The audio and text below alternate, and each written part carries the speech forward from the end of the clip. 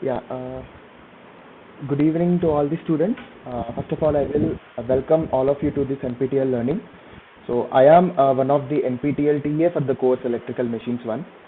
So, throughout the week, we will be having the lecture series by our Professor Tapas Kumar Bhattacharya sir. And at the end of every week, I will be taking a one live session for all of you where we can discuss the concepts from the over the week, whatever concepts sir discussed with you all, we can discuss some concepts in this session, and also we will solve a few example problems on the concepts which we have learned over the week, and that will also be eventually useful for you to solve the assignments. So you know that every week you will be given an assignment which you have to submit the subsequent week. You know the deadlines for submission. So related to that assignment, not we won't be solving exactly the same questions, but I'll be solving along with you some concepts that will match with the assignment problems, so that will help you to understand the question. One second, someone has joined.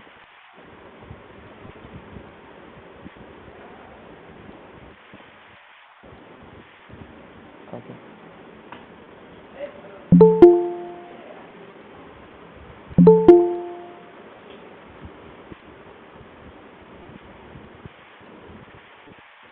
Yeah, we'll be solving some conceptual questions in this session, and you can also have a good interaction with me. And I want this session to be as interactive as possible. So whatever problems we solve in this session, we will solve it together. And yeah, and if I'm solving a numerical problem, I expect you all to solve along with me, and so we can tally our both answers.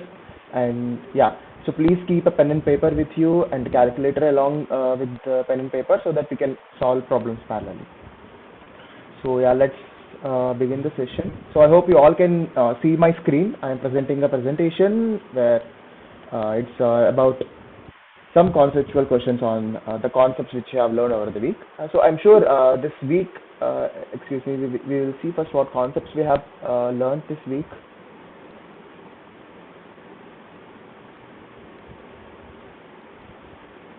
Yeah.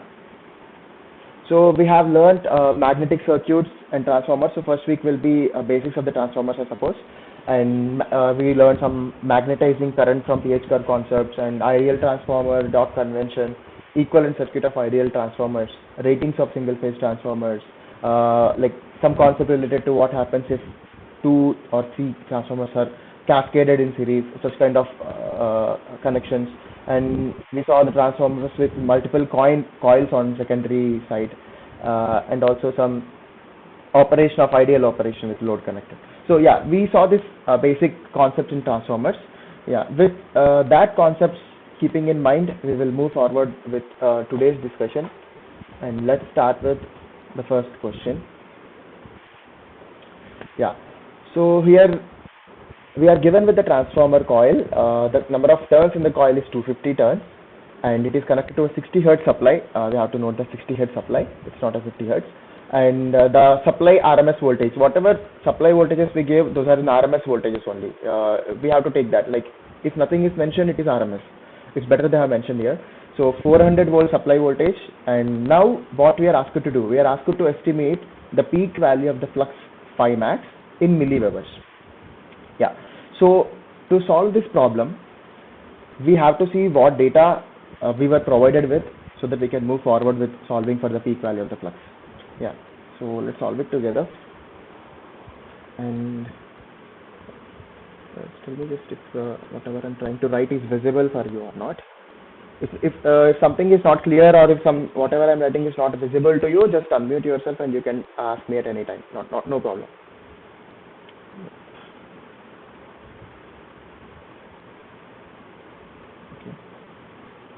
I'm writing it here. I'm just writing the information whatever we have given to you. We are given with. Okay, sorry.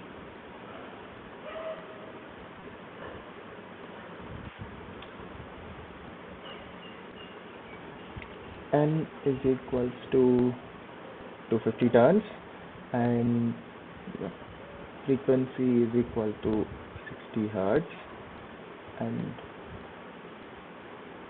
okay, this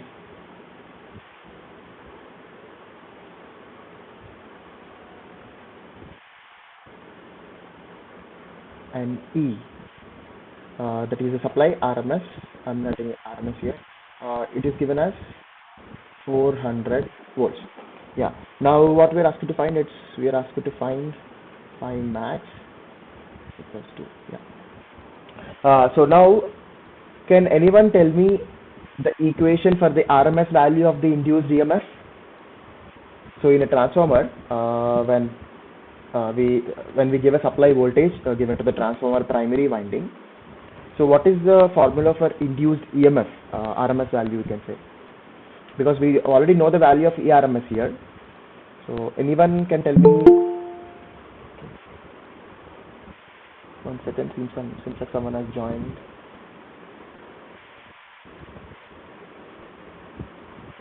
Yeah. 4.445 N1F1. Okay. Okay. N1 F1 means you're trying to say in terms of primary quantities.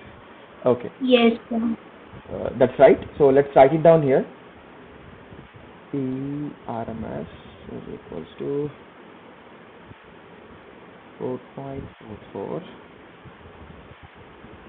pi max frequency. So here turns usually we represent it by T or N, or both are same. T and N are number of turns here. So yeah, you understand where this 4.44 came from, right? That's from the derivation. It's nothing but root 2 times pi. Root 2 where we come, it's yeah, root 2 times the pi is 4.44. Yeah. Now here, what all given for us? ERMS is known. 4.44 is a constant. Phi max is asked to calculate, and frequency is given 60 hertz, and number of turns is 250. Now, yeah, everything is known. We just have to calculate the phi max. Phi max is equals to ERMS divided by 4.44 multiplied by into T. Yeah.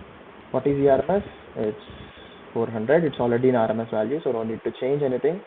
4.44 divided by 400 into 60 into 250. So if you are solving along with me, please solve this equation, and can anyone tell me how much flux we are getting? Because it was asked in, we have to note that it was asked in milliwebers,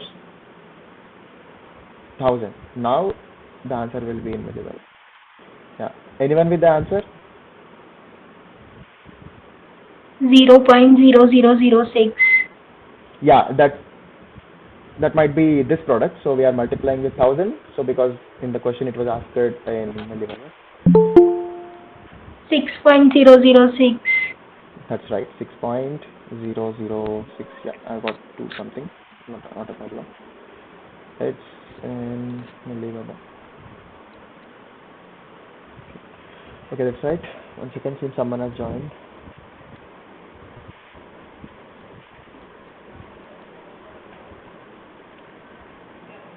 Okay, great. So let's revisit the question again. We were given with all the information, the number of turns in the coil, what's the frequency of particular transformer is operating at, what is the supply voltage in RMS. We have to estimate the peak value of the flux. From the induced EMF equation, we are able to get a relation between the flux and the rest of the quantities, the data which we are provided with. And from that, we got the value of flux as 6 milliweber. I hope you all understood this question. If you got the point, and we can move to the next question.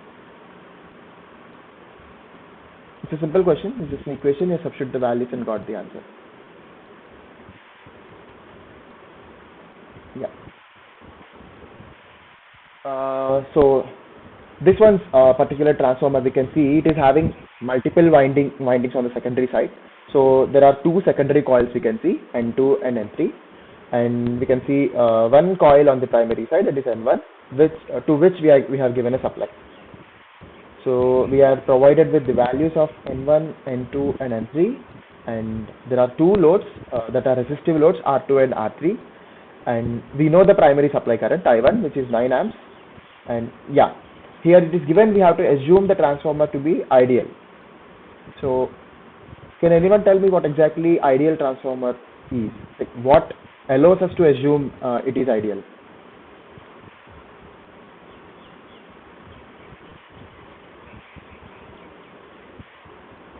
Sir, no losses in transformer, sir. Any losses in it? Yeah, that's right. So there are, Load current will be 0. which current will be zero? Load current IL. No, no, no. Load current. Magnetizing current, sir. Yeah, so we can say it as leakage. There are no leakage fluxes from the core. So there are no leakage fluxes. So whatever flux it is produced in the core, it will confine to the core. There is no leakage in the flux. Someone has joined again. 1 second.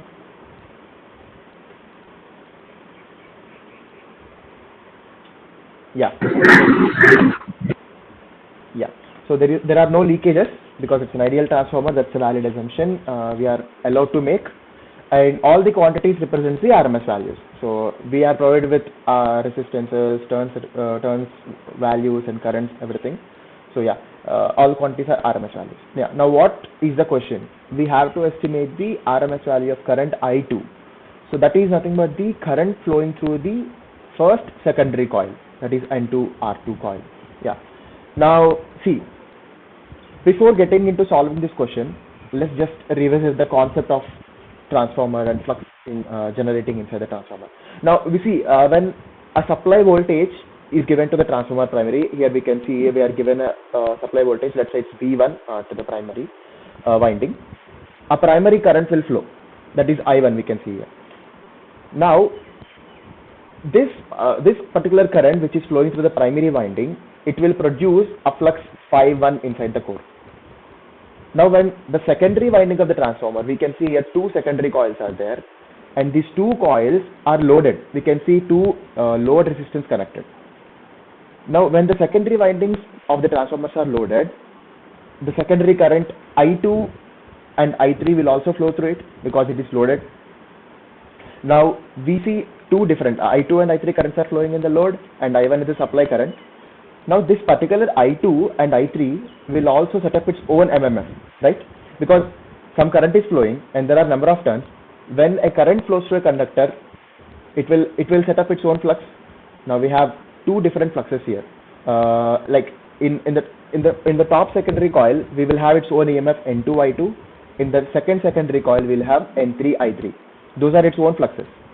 So the concept here is these fluxes produced by the secondary coils will try to oppose the main flux, which is the primary winding flux.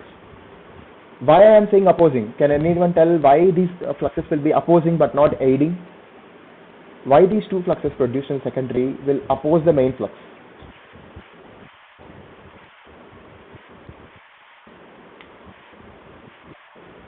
It's a simple rule. If you apply Lenz's law. Okay, can you explain how you got the direction of fluxes to be opposing?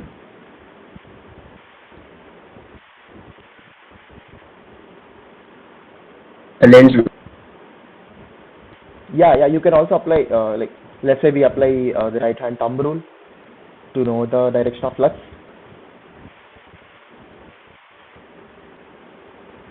Okay, so let's see in the primary winding, I hope you all can see me. So yeah, this is right hand, and all the four fingers are in the direction of current. When my finger directs the direction of current, my thumb will point the direction of flux. It can be vice versa also. If we know the direction of flux, the other part, which is thumb, will direct the direction of the current. Here, if you see in the primary winding, the current direction is given towards right. So this is my fingers. This is the direction of current along the conductors and along the N1 turns. Now the flux produced will be towards the ceiling, that is to the top. Now this kind of flux will try to flow through the core, and it will eventually become clockwise. So the flux will be produced, and it will be a clockwise flux. Now let's look at the direction of fluxes produced by the secondary and N2 and N3 secondary coils. Yeah, let's take the first secondary coil, that is N2I2, the flux produced by it. Now the direction of current is along the fingers, as you can see my fingers. The flux produced is like this, but the path is towards left, that is anti-clockwise flux. And in the bottom coil, the direction of current is like this. Flux will be towards the top, but the path is towards the left, and the flux will also be in the anti-clockwise. Now we can see a clockwise flux from the primary winding and two anti-clockwise fluxes from the two secondary coils. That's why these two fluxes produced by these two secondary coils will oppose the main flux which is produced by the primary winding. That's why I said the fluxes. One second. Someone has joined. Yeah, that's why I told these two fluxes will be opposing the main flux. Now, since there are no leakages in the transformer, it was given, we can assume the transformer to be ideal. There should be an MMF balance inside the transformer if there are no leakages. If there is leakage, we can't say that MMF balance won't be valid, because there are leakage fluxes will be there and some part of flux will be leaked, because there will maybe that flux will find a smaller reluctance path, or through the air, like, yeah, there will be a leakage flux. So yeah, there is no complexity here. Transformer is assumed to be ideal. Now let's see the MMF balance. Someone has joined. One second. Yeah. So I'm writing the MMF balance equation. MMF is nothing but ampere turns balance. So we can also say it as ampere turns balance. So product of ampere into turns will give us the MMF produced by that coil. Yeah.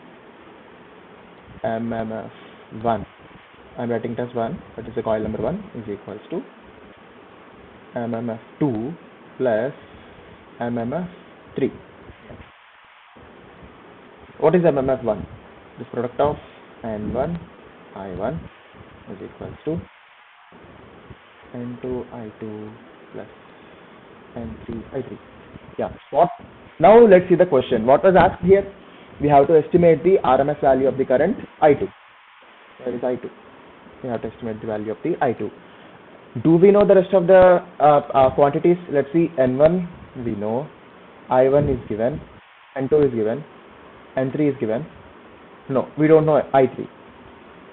So can someone tell me how can we get the value of I3 from the given data? Do you know any laws that transformer obeys? How can we get? Sir, transformer ratio formula, sir.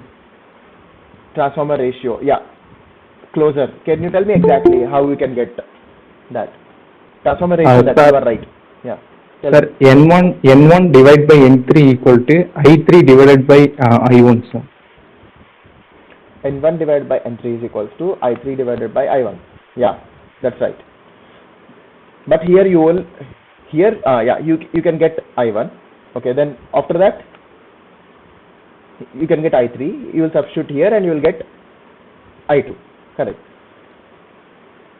Any other way to get I3?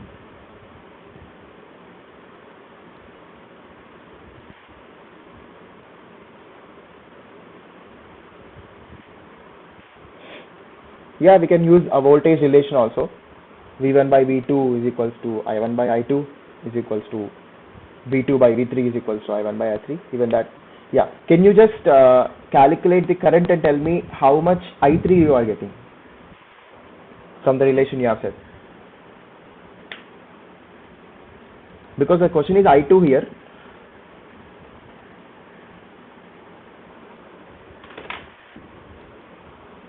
Let me calculate with you on I1 by I2 equals to N2 by N1.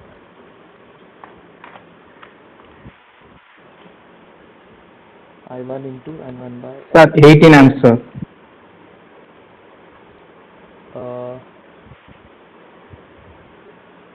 Yes, sir, 18 ampere I3. No. 1 second.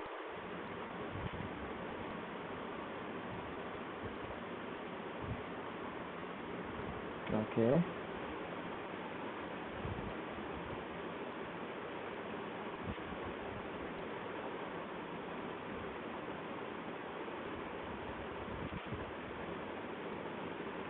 This should be the relation. Sorry.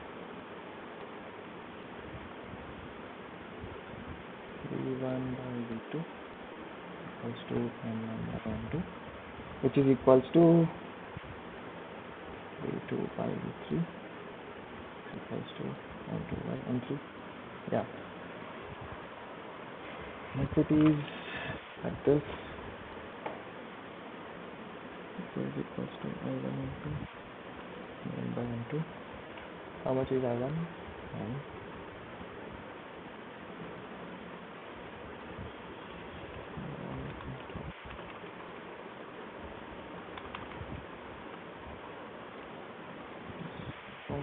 I2.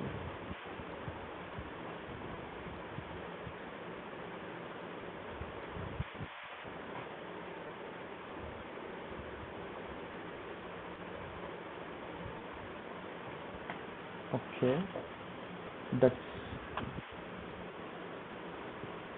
since we have to take the voltages induced in the two secondary coils ratio, that is V2 by V3 is equals to N2 by N3. Yeah, this relation, sorry, yeah, just split this, okay, V2, yeah, because we know R2, there is a load, we know the load voltage, that is I2 R2. Okay, I2 R2 I3 R3 is equals to N2 by N3. Now we don't know I2 into 100 R3 into R3 25 is equals to 125 by N3 50. So from this we have to get a relation between I2 and I3. I2 is equals to, yeah,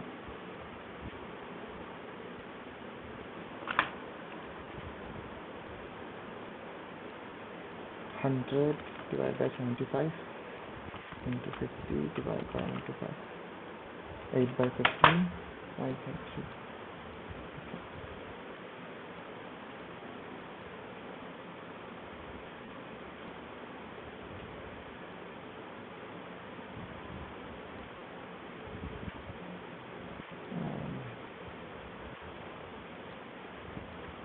I2 is equals to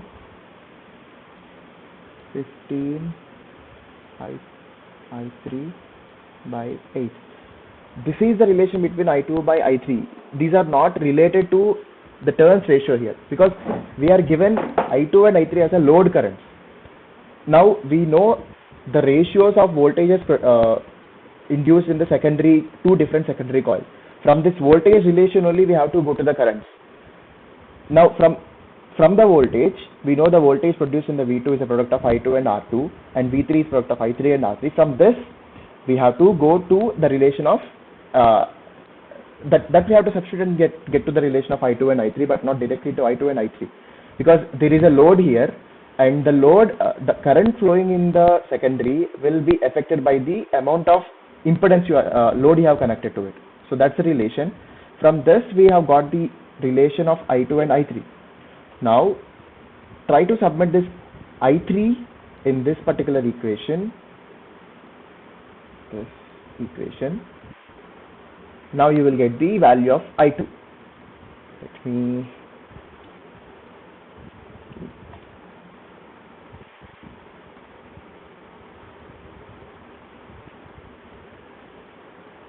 okay.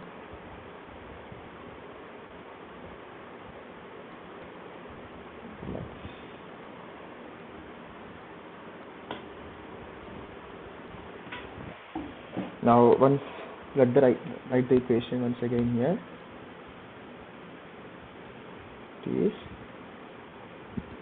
2.5 I2 plus I3 is equals to 18. Now we already got the relation, that is I3 is equals to 8 I2 by 15. Yeah, let's substitute I3 here and calculate the value of I2. Now 2.5 I2 plus 8 I2 by 15 is equals to 18. Can someone try to solve for I2 and let me know the answer? I'll also solve parallel so that we can match the answer. So I will also simplify it more. 0.5 times 15 plus 8 into 15.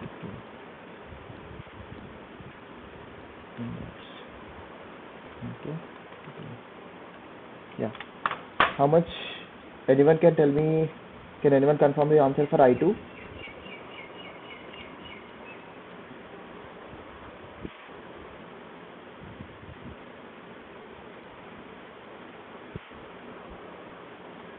That's what I got. Can someone confirm whether they got the same answer?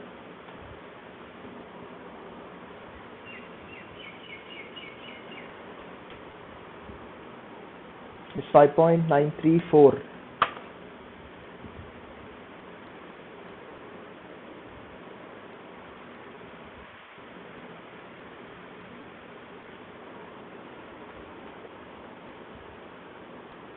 Okay, you can check it later. It's a simple substitution and finding out the unknown value. So if we see, this is the equation we got from the MMF balance, and from this equation we don't know I2 and also I3 as well. Now to get a relation between these two load currents, we took the we took the ratio of voltages induced in the two secondary coils. From that relation, we got a relation between I2 and I3. We substituted I3 in that equation, the equation 1, and then we got this particular equation 2. We got a relation between I2 and I3. We substitute I3 in the equation 1 and we got the value of I2. That's the problem number 1. And yeah, obviously the follow-up question will be, we have to estimate the value of RMS value of the current I3. Now what is the relation we got from equation 2? What is equation 2? I3 is equals to 8I2 by 15. I3 is equals to 8I2 by 15. So how much is I2? 5.93 by 15. So 1 second, someone has joined.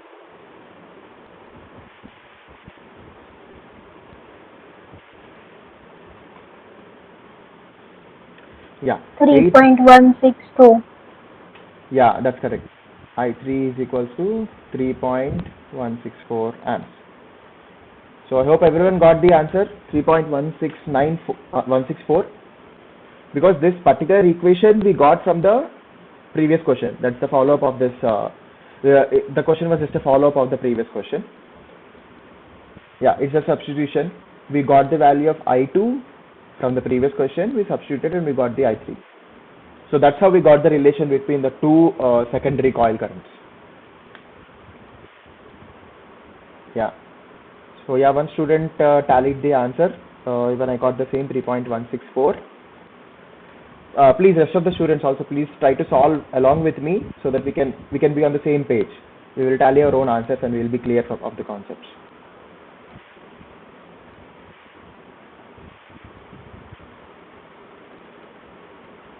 So if everyone's fine with this question, let's look at the next bit. Yeah, so we have found the currents flowing in the two secondary coils. Now we know the load connected to the each secondary coil and the amount of currents flowing through the two secondary coils, and we also know the primary current that is given in the data itself. Now we are asked to find the RMS value of the primary supply voltage. Yeah, it must be very easy now, because the relation between voltages, we already wrote that in the question 2 questions back. Let's go back. Here we are here we can see the relation right here. V1 by V2 is N1 by N2. We will take the same equation because we are asked to find the supply voltage, which is nothing but V1 here. I'm writing this relation again. V1 by V2 is equals to N1 by N2. Now we are asked to find V1 is equals to V2 into N1 by N2. Yeah. Now this particular voltage in this induced voltage in the first secondary coil will be the product of the load current flowing through it and the load resistance I2 R2, because we don't know the V2 directly, but we know the values of I2 and R2. So how much is I2? That is 5.93. How much is value of R2? That's in the question. That is 100. N1 by N2. 100 by 125. Yeah. How much is it? 5.93.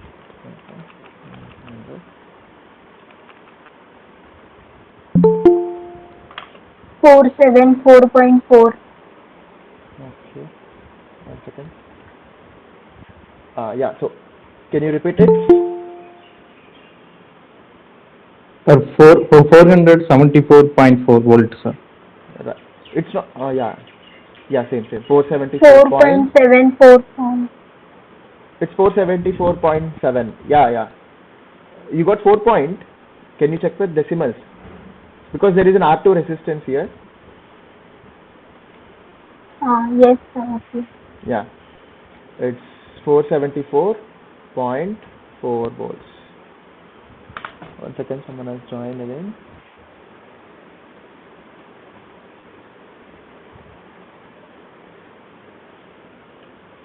Yeah. A simple one. From the relation we got I2 from the first question and R2 was given, and from the turns ratio equation we got the value of supply voltage. So moving on, we have to calculate the power delivered by the source. Yeah. From the source, now we know the supply voltage and the supply current, and we know to which kind of load the power is being supplied. Now, if you see the load side, we have two resistances. So the load is resistive load. So if it is a resistive load, can anyone tell me what is the power factor of a resistive load?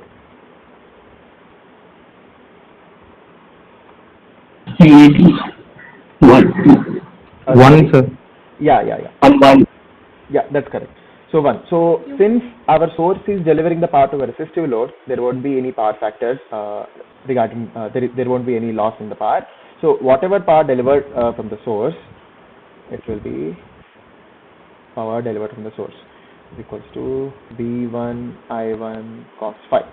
So this being power factor, this will be cos phi will be 0. So phi will be 0 and cos phi will be 1. And now V1, how much is V1 we got in the previous question? 474.7 into how much is current? I1. Yeah, current is given in the data itself.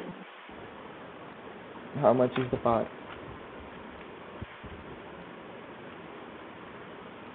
It's anyone? 402.3. Sorry, how much you got? 4272.3. 4269.6. Okay. 4269.6 watts, sir. Yeah, it's all in the decimals. Yeah, if you take 474.7 or you take 2 more decimals, the value will change. Anyhow, we can take a range. So until unless it stays in the range, it's fine. So 1 second, someone has joined again. Let them in meanwhile.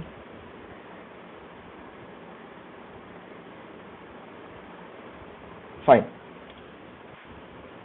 Yeah. So this is the power being delivered by the source.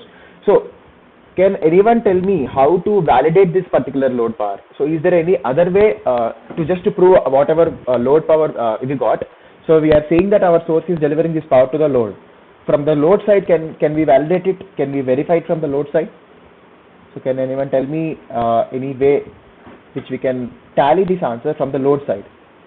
Because we know the current flowing through the loads, I2 we know, I3 we know, R2 we know, R3 we know. So how we can calculate the power from the load side? Any idea?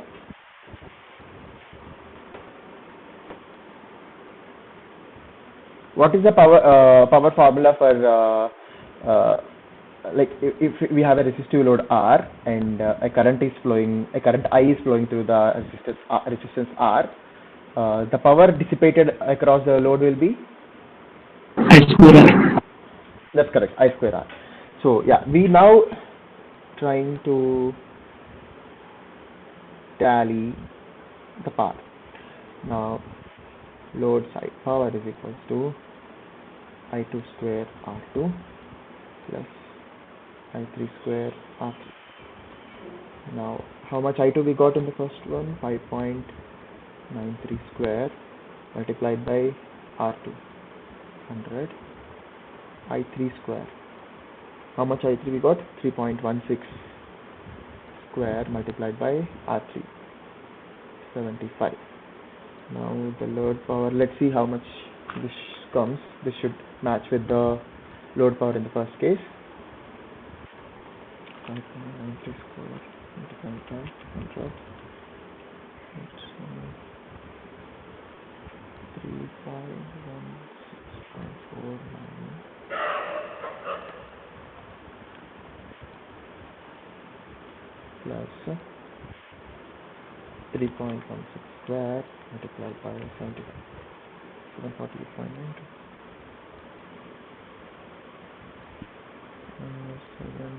748.92, how much is it? 6.41. Got 4265.41 watts.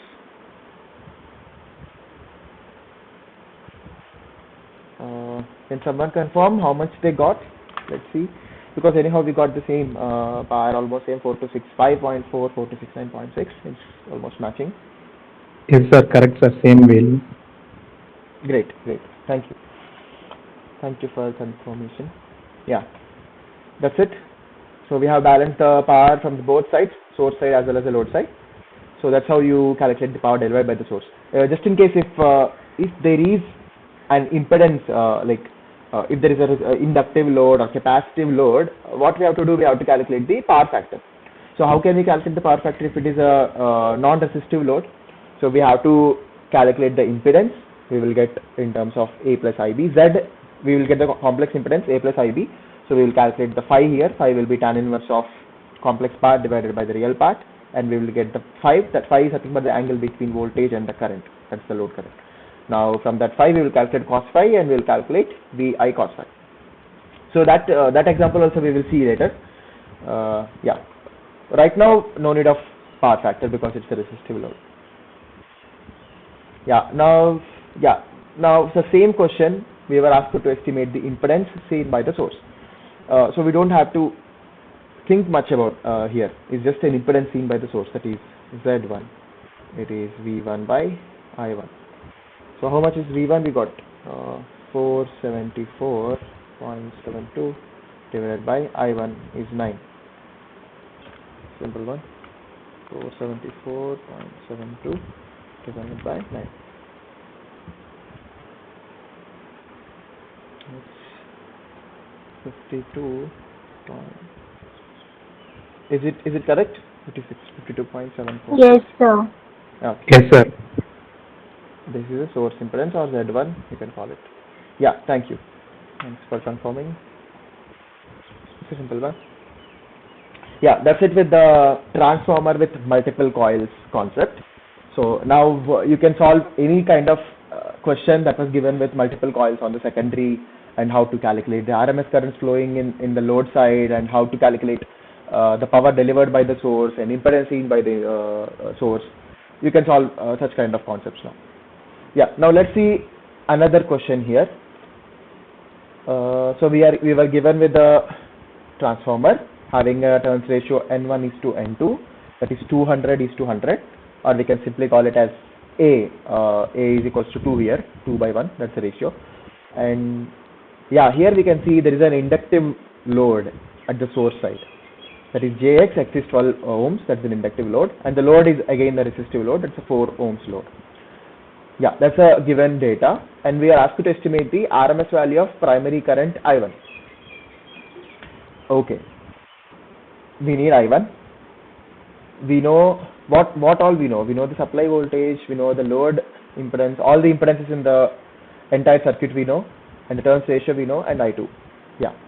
Can someone give me an idea how to get to I1? How can we reach I1 when we know rest of the values? Any small hint? Sir, V1 divided by XL. No.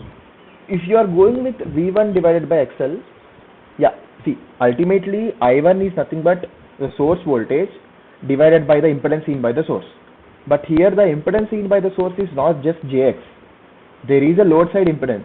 You have to refer it to primary, then you have to take the whole impedance. JX is not just the source impedance. We have another RL part also. Whatever you said is correct, but you have to get the whole impedance rather than just going with the JX. The idea is correct. So yeah, taking with that idea itself, let's see if we can refer this RL to its primary side. If once we referred it RL to the primary side, the problem is solved. We will divide the source voltage with the total impedance seen by the source. Now can someone tell me how we can refer RL to the primary side? Let's say this RL, sorry,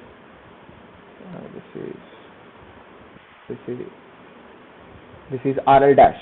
RL dash is nothing but I am referring the load resistance to the primary. R. Yeah, what is going to help us to transform it? What data will help us?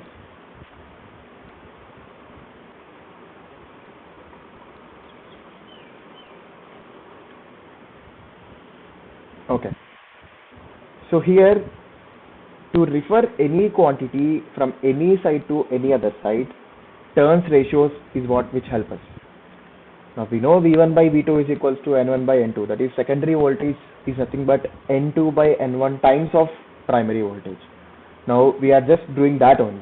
We are trying to refer secondary resistance to the primary side. Now when in case of resistance there will be included the square of the turns ratio. So that relation you can get from V1 by V2 is equals to N1 by N2 and I1 by I2 is equals to N2 by N1. You just multiply both equations, you will get the relation between resistances and turns ratio. So I'm just saying here it is N1 by N2 whole square. So if you multiply the load secondary resistance with the square of your turns ratio, you will get the same impedance referred to the primary side. Now we know N1 by N2 is 2 multiplied by RL 4. That is 2 square 4, 16 ohms. Now the circuit just simplified. Previously there was a turns ratio, there was a transformer between the primary and secondary. Now what we did, now we just... Excuse me, sir. Yes. Sir, will you please explain it again? Okay, you mean this relation? Yes. Yes, Okay. sir. Okay, yeah. Let's see. V1 by V2 is equals to N1 by N2. I1 by I2 is equals to N2 by N1. Now, how you can write I1? It's just I'm saying there is a primary side, there is secondary side, and now I just write it here. Now I'm writing I1 as V1 by R1, V2 by R2 is equals to N2 by N1. Now I got R1 by R2 is equals to what I got? V1 by V2 into N1 by N2. So I just transformed this equation, and now R2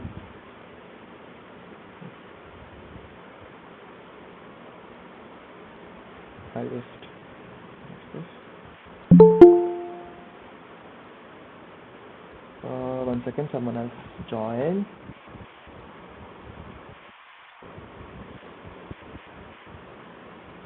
Yeah.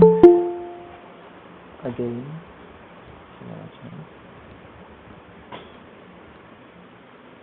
Yeah. Now the equation what it has become, R1 by R2 is equals to V1 by V2 multiplied by N1 by N2. Till this part you understood? Yes, sir. Yeah, so V1 by V2 is nothing but again N1 by N2, right? Now if we replace V1 by V2 by N1 by N2, now R1 by R2 is nothing but N1 by N2 whole square. Now if we want a Yes. primary resistance, we have to multiply the secondary resistance with the turns ratio square. One second. Yeah. So yeah, that's how we got this particular relation, and from that, using that, we have referred our load resistance. This is RL dash. I'm referring this RL dash as a load resistance referred to primary. Now it is 16 ohms. Let's take another slide here.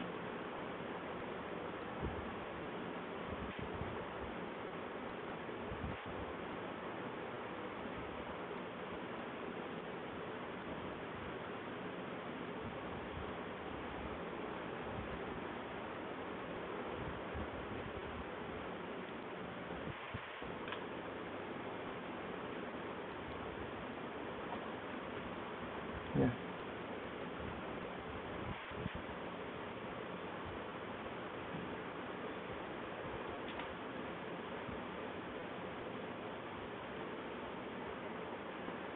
Okay.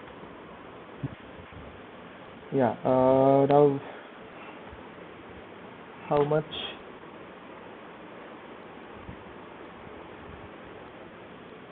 Now, yeah. Now the circuit has simplified because we have referred all the resistance at the secondary side to primary side. There is Vs, and this is I1, and this is Jx, and this is RL dash now. Yeah, now we know all the values. Now someone of you have told me how to calculate the I1, and now we can calculate current without any problem, because previously we have not referred the resistance to primary. Now yeah, this I1 is nothing but Vs divided by RL dash plus Jxs. So this is the total impedance seen by the source. Yeah, now I1 is equals to Vs is 200 volts RMS, RL plus Jxs. Now we will just do the resultant of the resultant impedance. Now how much is RL? 16 square plus X is given the data, 12 square. Can someone tell me how much is the value of I1? 200.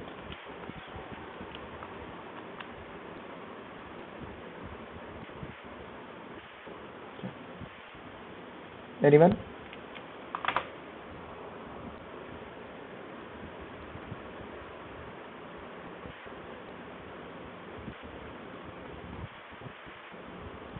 So 7.1428. No, no, no. Can you check it again? 200 divided by under root 16 square plus 12 square. You should get 10 amps. 7.14. How much is 16 square plus 12 square? It's 20, na?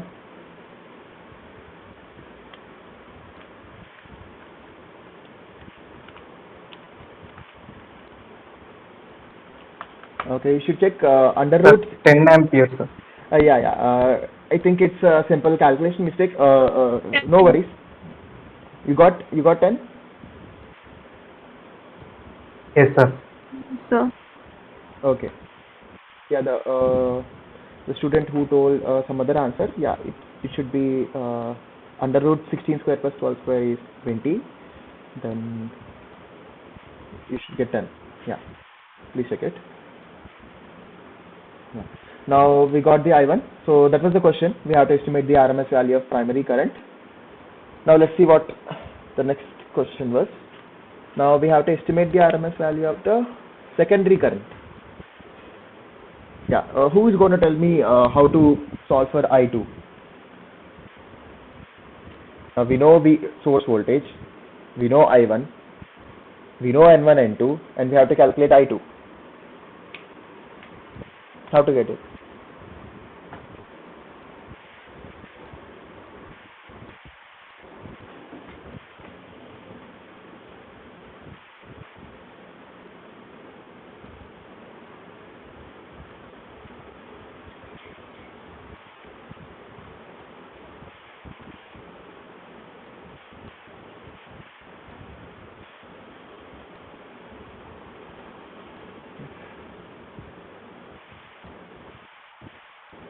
Simple. It's just from the relation, because we are having just the induced current in the secondary.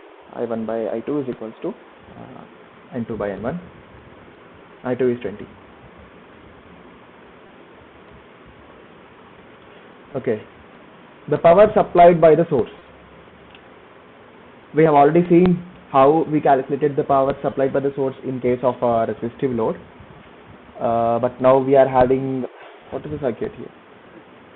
Now let's draw the simplified equivalent circuit after referring the impedances to the primary side. RL dash Vs, the current is flowing I1. Now power supplied by the source, Vs, Is, cos phi. Now Zs is 12, is it 12? Okay, the imaginary part is 12. 16 plus J 12 ohms. Okay, now PS is equals to, how much is the source voltage? 200 into IS. Source current, how much we got the source current in the previous question? 10 amps. 10 amperes, sir. Yes. 10. 5. Cos phi. How to calculate cos phi power factor? Anyone?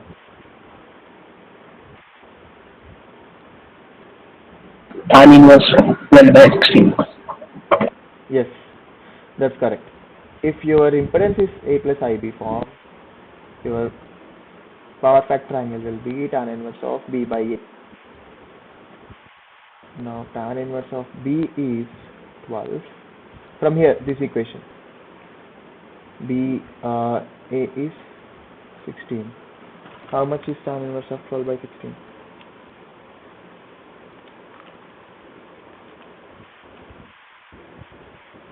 36.8.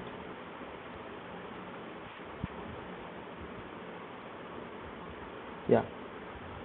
Now coming back to our problem, can someone tell me how much is the total power delivered supplied by the source? 1600.2. Okay, 1600.2. okay, let me check what I am getting. Okay, 1601.462 watt. Yeah, good. So that's how we calculate the power when there is a non-resistive load involved. We will first calculate the power factor and then we will calculate the power. Good. Yeah. So one more question. So we were given that the 24 kVA is the rating of kVA rating of the transformer, because we talk in terms of kVA indirectly to comment on the current that the transformer is able to draw, because based on the turns ratio, current keep on changing. So that's the reason when we talk about a transformer ratings, we talk it in terms of kVA. So a 24 kVA 60 Hz transformer, okay, that was given. It's being used in a 50 Hz power system. So in United States, America, the frequency of the power system is 60 Hz, but in India it's 50 Hz. Okay, now they are trying to use that particular transformer, which is operated at 60 Hz rated frequency, in a 50 Hz power system. Now under this situation, what should be the maximum amount of kVA rating what is the maximum amount of kVA that this transformer can handle, so that the no load current is not more than the rated no load current? Okay, let's write a rated conditions first.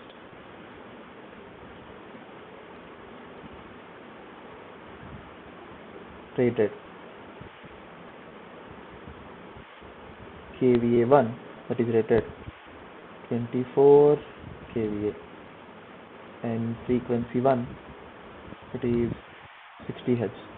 Now there is a no load current in case 1.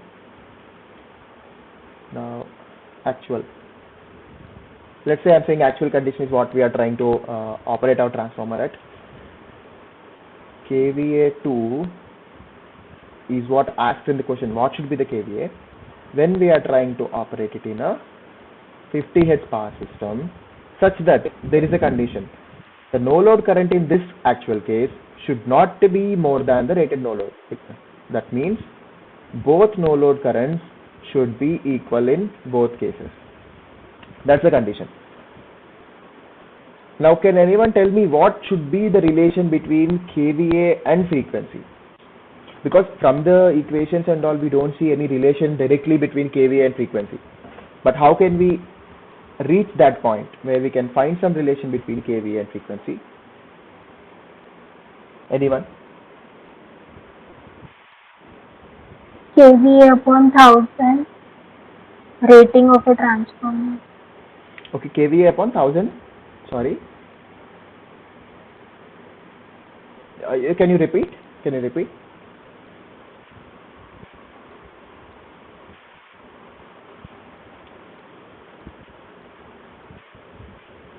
Okay.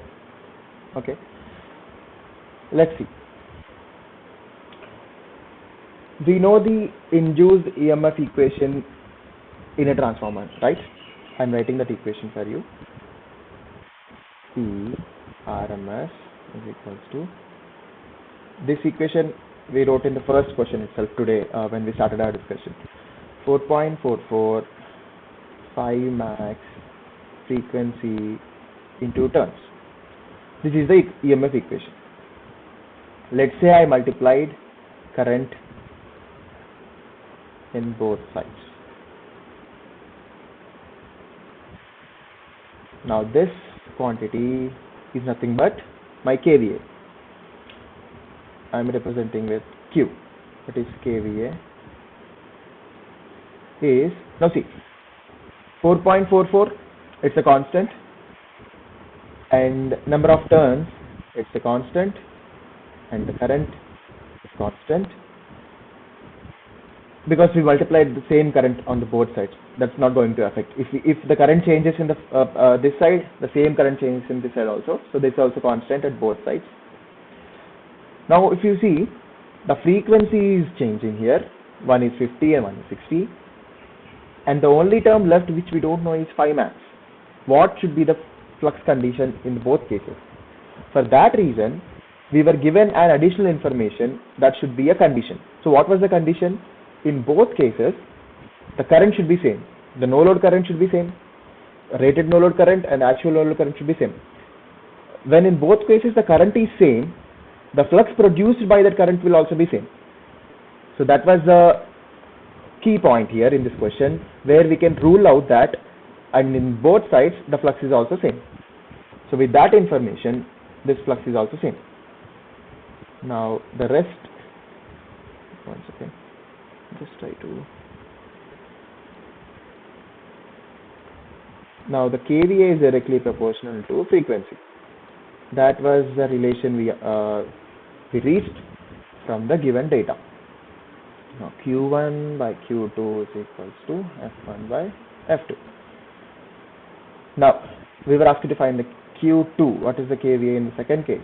Is equals to KVA1, which is 24 into what's second frequency, 50 by 60. Q2 is equals to 20 KVA. Yeah.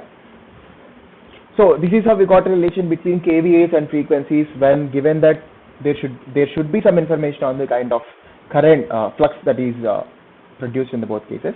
So with that given information, we are able to find the maximum amount of KVA that the transformer can handle when we are trying to use a 60 Hz transformer rated in the 50 Hz power system.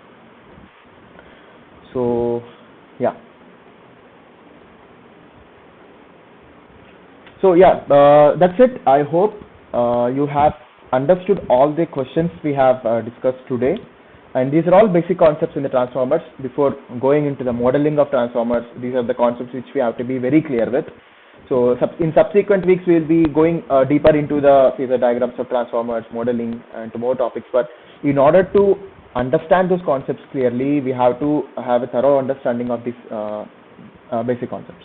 So yeah, multiple windings and KVA ratings, dot convention, and power calculations, current calculations. These should be basics from the transformer. So yeah, any other doubts? First, let me ask you from the questions we discussed, concept discussed today. Are there any doubts? Any doubts? If you have any doubts, you can ask. No problem.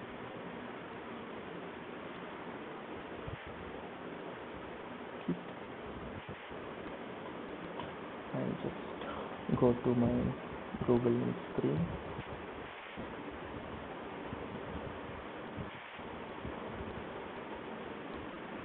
Sir, Yeah, sir, once again repeat transformer with multiple coils problem, sir. Is one time. definitely.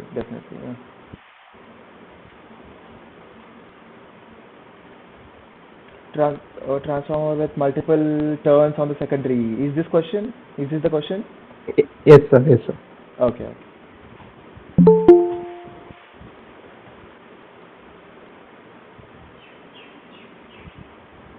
So is it okay? Yeah.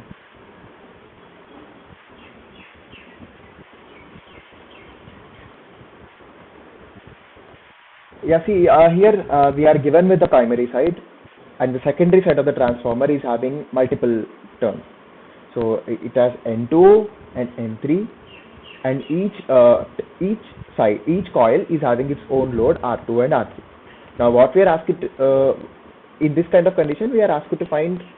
They can ask us any quantity they want, I1, I2, I3, anything. So in this particular problem, we were asked to find the value of current I2. So to calculate I2, to calculate any other parameter, we should understand the MMF balance inside a transformer, because when there are multiple cores, we should not forget the actual concept of transformer, how the flux is generated, how the MMF balance is maintained. So now by looking at the picture, we can say by N2 and N3 flux will be generated, by N1 also flux will be generated. You will have three different MMFs by three different currents.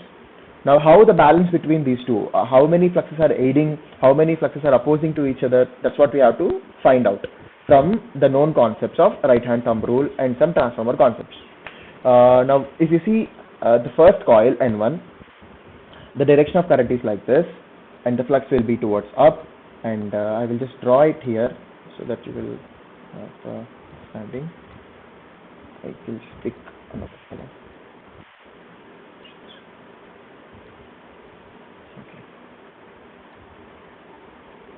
Now, since the direction of current is like this, now see, now let's say this is turn. Now this is the direction of current, right? This is the direction of the current, and now let's say I'm trying to draw a hand here. Okay, yeah, this is my right hand. Let's say this is my thumb, and the current is in this direction. I'm curling my fingers around the current direction, and my flux direction will be towards the thumb. So that's the direction of flux. Now the same thing we are applying here. Now assume my fingers are around the turns. Around this, I'm curling this direction, and my flux produced will be this direction. So this flux will follow this path. Sorry, the direction got out. So yeah, this is the clockwise direction. Now if we see,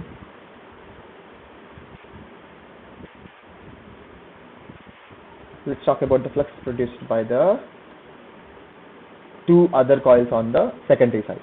Now this is the current direction.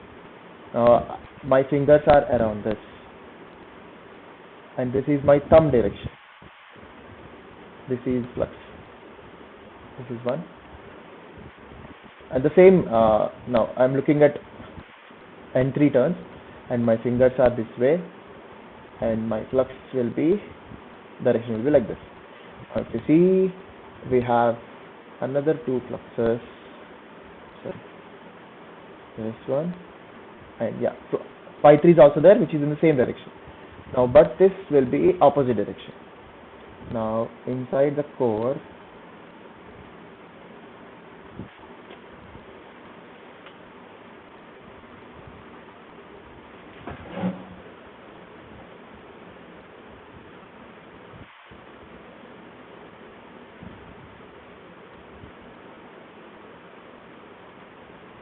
so we are having one flux in this direction and flux 2 plus flux 3, because those two fluxes are aiding in this direction.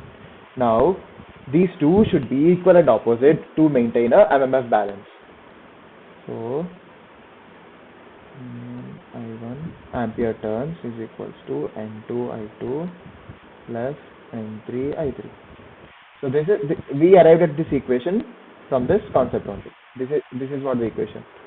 Yeah. Now from this equation, we got all the values. We substituted from the voltage relation. We got the relation between the two different currents, because I2 and I3 are not related. I2 and I3 are not related through turns, because it's not induced. I3 is not induced because of I2, but N1 is solely N1 is responsible for inducing based on the N1 and N2 and N3, the currents will be induced. But I2 and I3 are not related to each other. That's why from the voltage relations we have to arrive at the relation between I2 and I3. So that's what we did here. So V1 by V2, N1 by N2, and V2 by V3, N2 by N3. And from this relation we got how I2 is related to I3.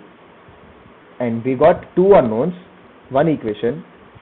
We substituted I3 in terms of I2 in the first equation. With all the other parameters, we calculated I2 first.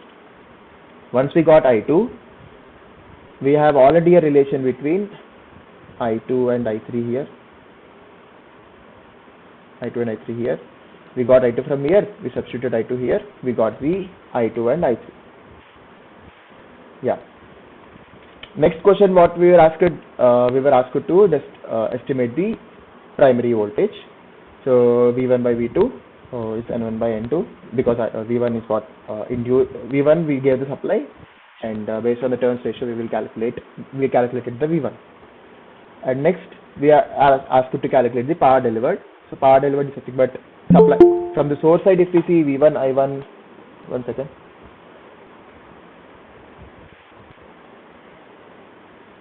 Source side we calculated how V1 I1 cos phi. Since it's a resistive load, there won't be any power factor. So that's how we calculated the source side, and we also checked that from the load side. Is it really the same power supplied by the source is delivered to the load? So from the load side, if we see, we know the load resistances, we know the currents flowing through the load. From I square R formula, we calculated each power dissipated across the load, and we took the algebraic sum of those two to get the total load power. And finally, we are asked to find the impedance seen by the source. So for that, impedance is nothing but the source voltage divided by source current. We got those two values. I1 is given in the data, V1 we calculated from the problem. So that's how we calculated the source impedance. I hope it's clear now. Yes, sir. Okay, I'm clear, sir. Now I understand, sir. Okay, great.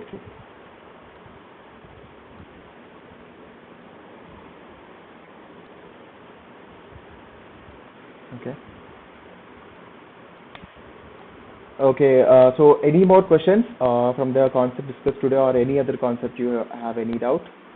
We will discuss. Anything is fine. If I can't able to answer it, I will discuss it with course instructor. I will get back to you. Don't hesitate to ask any kind of doubt. We can have a good discussion over here. And there are some problems where we were asked to calculate when the transformer is cascaded, right?